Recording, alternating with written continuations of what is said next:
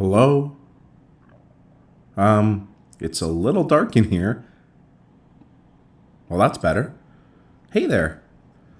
I see you're in need of some help for Part 1, Chapter 2 of Orwell's 1984.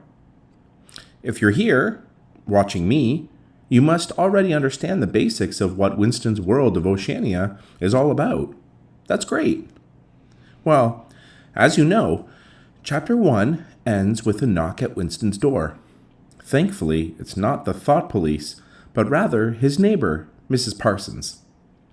This chapter is all about the typical family living under this Big Brother regime. Mrs. Parsons is having trouble with a clogged sink and needs Winston to fix it since her husband Tom is not home. Within the first few pages of the chapter, there are a couple of noteworthy things. They refer to each other as comrade. This is for the government's benefit to ensure that friendships are not being formed. And, in the same vein, the term Mrs. is frowned upon by the government because that would mean that Mrs. Parsons is aligned with Tom. The government doesn't want that, despite the fact that they are married. They want all citizens tied to Big Brother.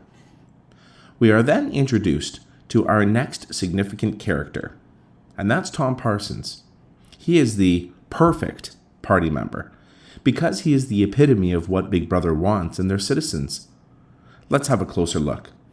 Number 1, Tom is, well, dumb.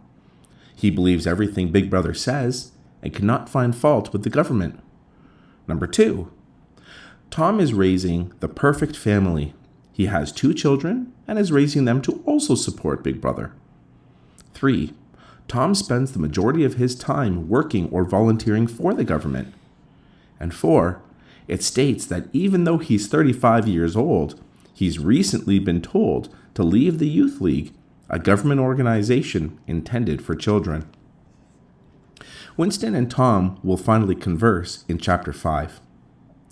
Next, we are introduced to Tom's children, a boy who's 9 and a girl who's 7.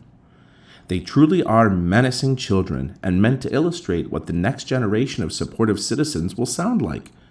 The children are keeping tune to the military music coming through the telescreen, and they so desperately want to see the public hanging that's about to take place. What's really scary is that the boy, and eventually the girl, they begin running around Winston and calling him a traitor.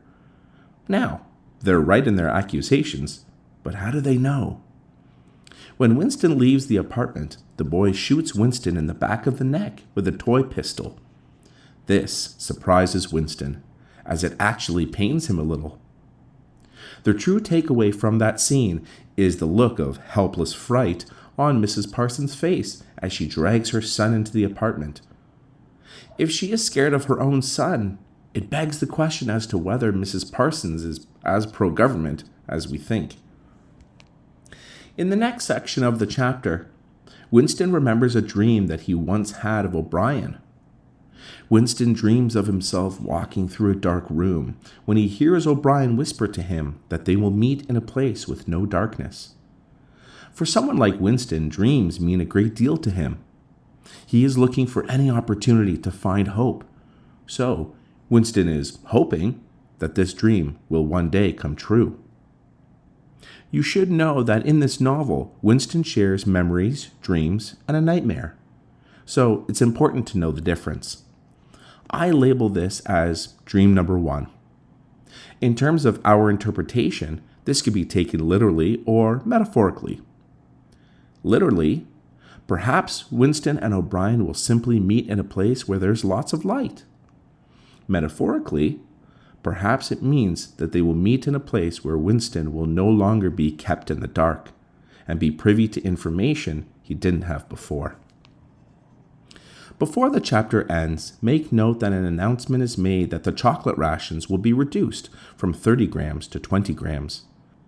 This will be important for an upcoming chapter. The chapter ends with a realization on Winston's part that he will one day be caught for his thoughts. He sees this as his inevitable end. Thought crime and death are one and the same. Once you commit thought crime, death will come. Winston shuts his diary and he heads back to work. Well, that's chapter 2. Thanks for sticking with me, and I hope I was able to share some good information with you. Until next time, so long.